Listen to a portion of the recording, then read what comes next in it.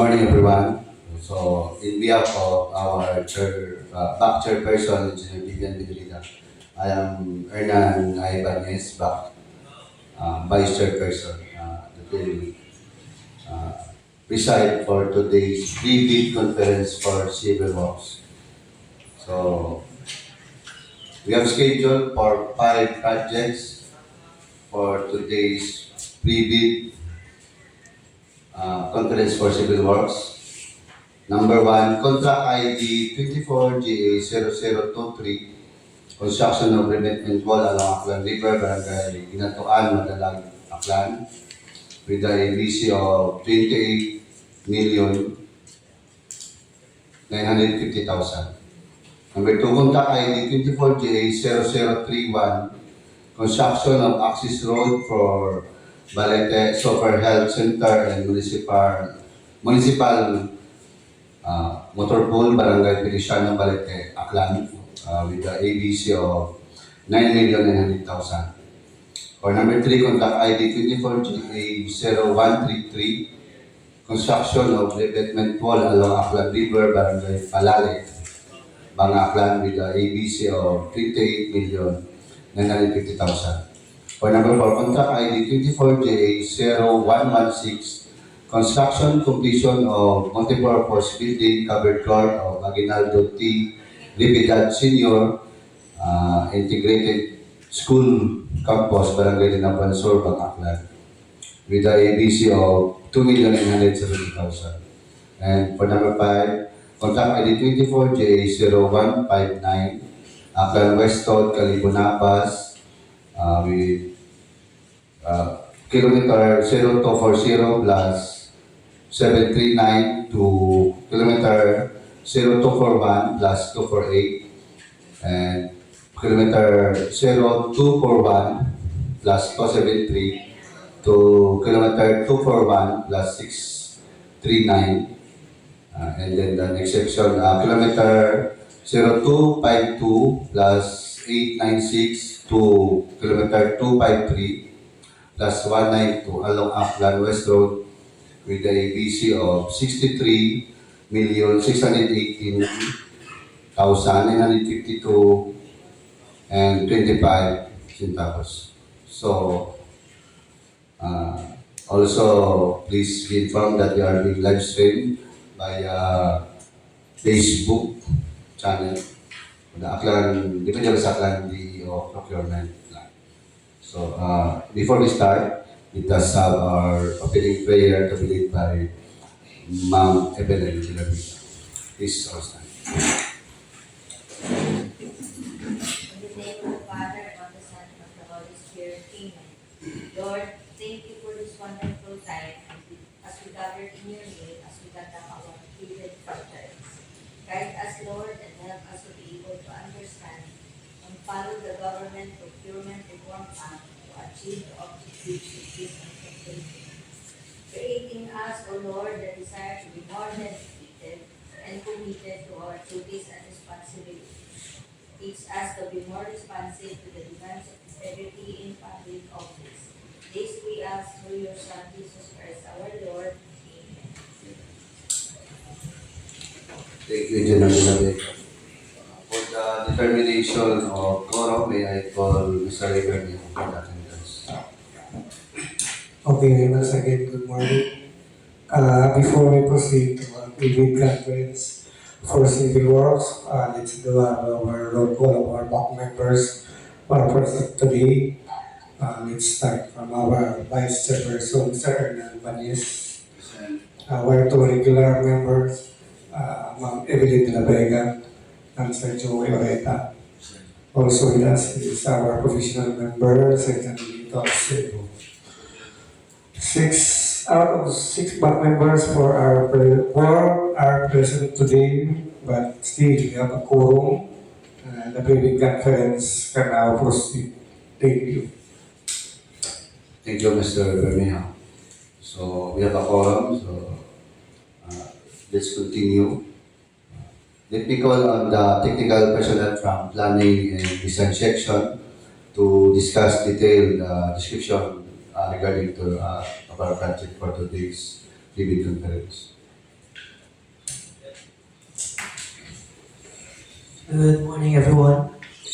For the project 24JA0023, construction of revetment wall along Aklan River, Barangay Guinatu-an, Madalag, Aklan, with the ABC of 28,950,000. The project duration is 172 calendar days and is composed of revetment wall, 112 linear meter in total length, slope covering 0.20 feet, reinforced concrete. Foundation is 6 meters steel pile, U-type. Crust protection 0.20 meter thick reinforced concrete. End walls is composed of 2 units segmental walls, 5 units foot protection, concrete block, and hexapod. On screen shows the full project plan. The section details of steel sheet piles and isometric view. The structural detail of concrete jackstone and its perspective. The concrete block structural details and concrete block steel form details.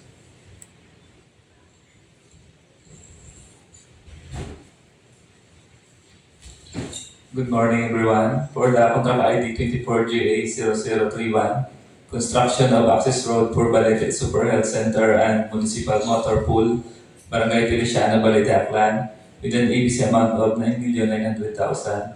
The project duration is 113 calendar days. The scope of work are completing on road from station 0 plus 4 to station 0 plus 565 with a length of 1 lane kilometer, width is 2 meters, thickness is 0.2 meters. As shown is the location map, vicinity map, and the layout plan. The typical super elevated road section and the typical road section 2. The super elevation and the pavement widening. That's all, thank you. Good morning, everyone. For the project ID 24GA0133, construction of revetment wall along Aklan River, Barangay Palale, Banga, Aklan, with ABC 28,950,000. Project duration of 172 calendar days. The scope of works include revetment wall 130 linear meter total length, slope covering 0.20 meter thickness, reinforced concrete, foundation 6 meters steel pile U-type, crest protection 0.20 millimeters thickness, 2.5 YPCCP with 0.15 meter thickness, sub-base cores, end walls 2 units, segmental walls 6 units, foot protection, concrete block, and hexapod. Shown on screen is the site plan, the plan straight line diagram, and the profile. The section detail of steel sheet piles, isometric view showing pile cap repair, and cross-section detail of revetment wall and wall.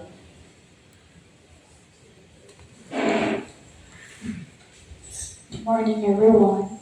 Contract ID 24JA0116, construction completion of MPB, covered court of Aguinaldo Repiedad Senior Integrated School Campus, Barangay Linabuan, Banga, Aklan, with ABC 2,970,000. Project duration 90 contract days.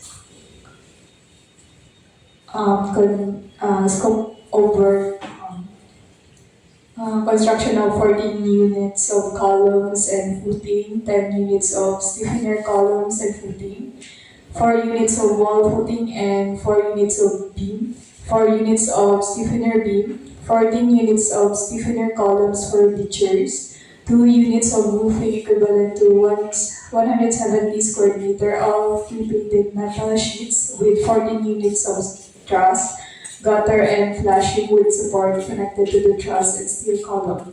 Also included 4 units of 3-level bleachers. Note, a 60 mm concrete topping and pavement in the existing court is also included. Cement plaster finished with floor hardener. Construction of a lined canal with 6 units of catch basin and storm drainage for the new roofing. Plastering includes all concrete structures such as columns, beam, bleachers, and steps, while painting works include the all plastered cement bleachers, columns, beams, and roof railing. It showed the perspective and vicinity map, floor plan, front elevation, side elevation, roof plan, cross section, and longitudinal section.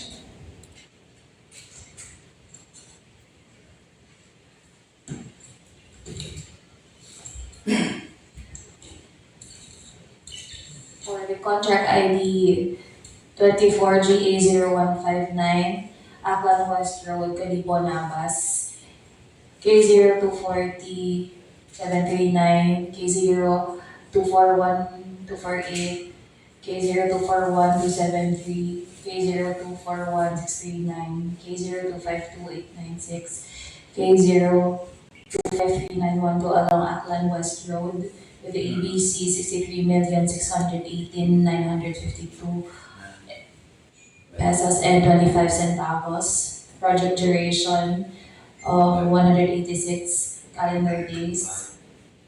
Scope of works include widening of road, Aklan West Road, Kalibo-Nabas, K0240 739, K0241 248, K0241 273, K0241 639, K0252 896, K0253 912, length 3.782 lane kilometers, width 3.65 BS, thickness 0.30 meters.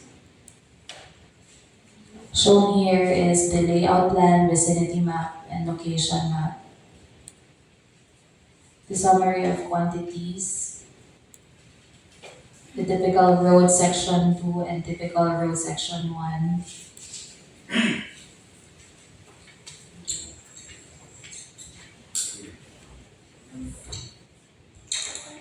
So, any clarification or question regarding our project description? So, if none, let us proceed. Thank you, planning design section. So, as stated in our invitation to be, prospective bidders should be number one, registered with and classified by the Philippine Contractors Accreditation Board or PCAB with PCAB license category of A or C and other D for the small B. The description of the eligible bidder is contained in the bidding documents, particularly in Annex 2-1.1B, Section 2 and 3 of the bidding documents. Contractors, applicants who wish to participate in this bidding are encouraged to enroll in the DPW Civil Works application or the CWA at the DPW's Procurement Service, 5th floor DPW's building, Lipacio Drive, Port Area, Manila, while those already enrolled shall keep their records current and updated. The contractor's eligibility to bid on the project will be determined using the DPW's contractor profile eligibility process or CTEP and the subject to further post-qualification.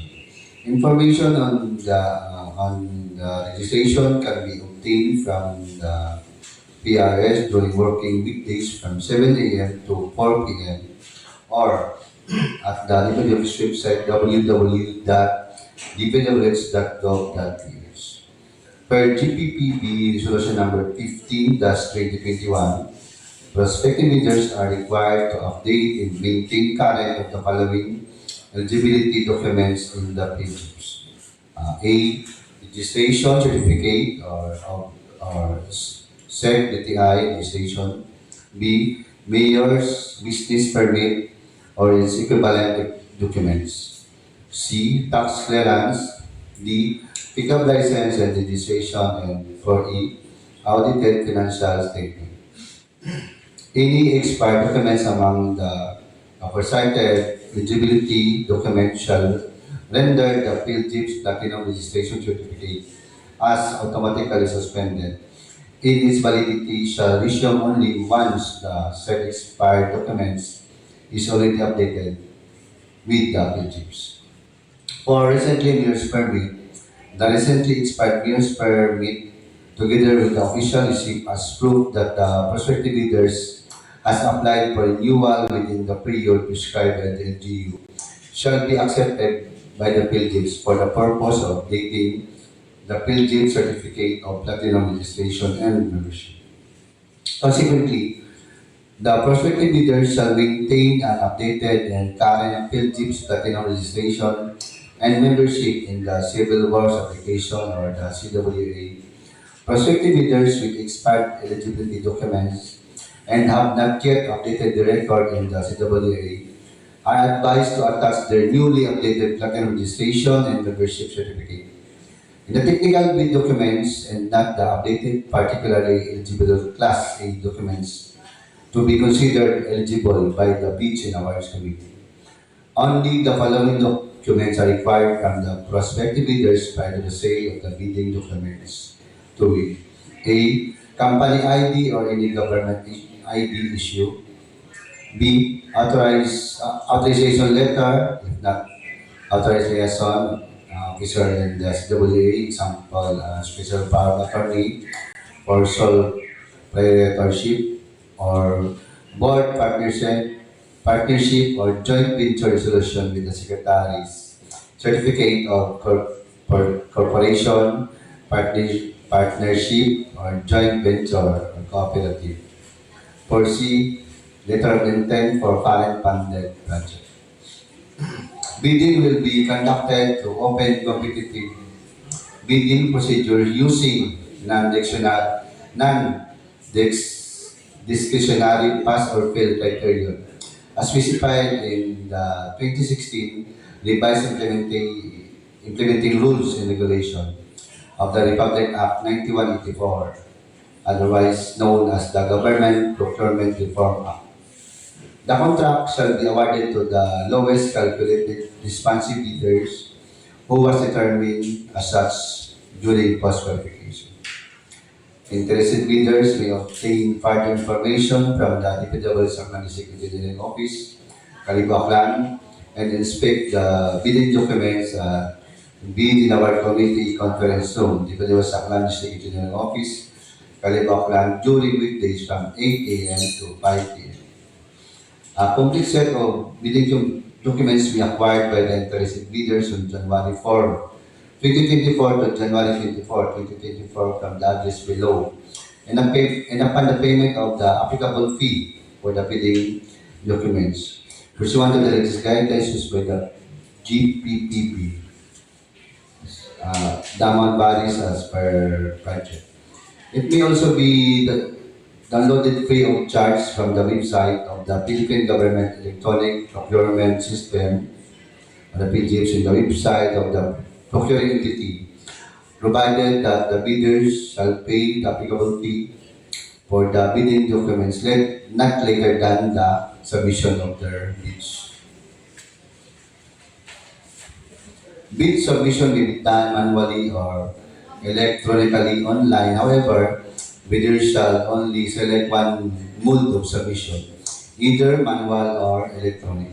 Similar to manual submission, the guidelines for the preparation and submission of an electronic bid are contained in the bid documents. Bids must be duly received by the bid in our committee secretariat at the address below, or manual submission or at electronic bids_Aklan at dpws.gov.ph for electronic submission on or before January 24, 2024 at 10 a.m. All bids must be accompanied by the bid security in any of the acceptable form within the amount stated in the ITV Clause 18. Bid opening shall be on January 24, 2024, immediately after the deadline of the submission of bids at the Bidding Award Committee Conference Room, Repiedad sa Aklan District Engineering Office, Kalibo-Nabas. Bids will be opened in the presence of the bidders. Representative who choose to attend at the address below. Late bid shall not be accepted. The Livestream Aklan District Engineering Office, Kalibo-Nabas reserve the rights to reject any and all bids declared a failure or bidding or not award the contract at any time prior to the contract award in accordance with the Section 41 of Republic Act 9184 and its IRR, without thereby incurring any liability to the affected bidders or bidders. So, any question or clarification regarding our video conference for today? So, if none, the video conference is hereby adjourned. Thank you.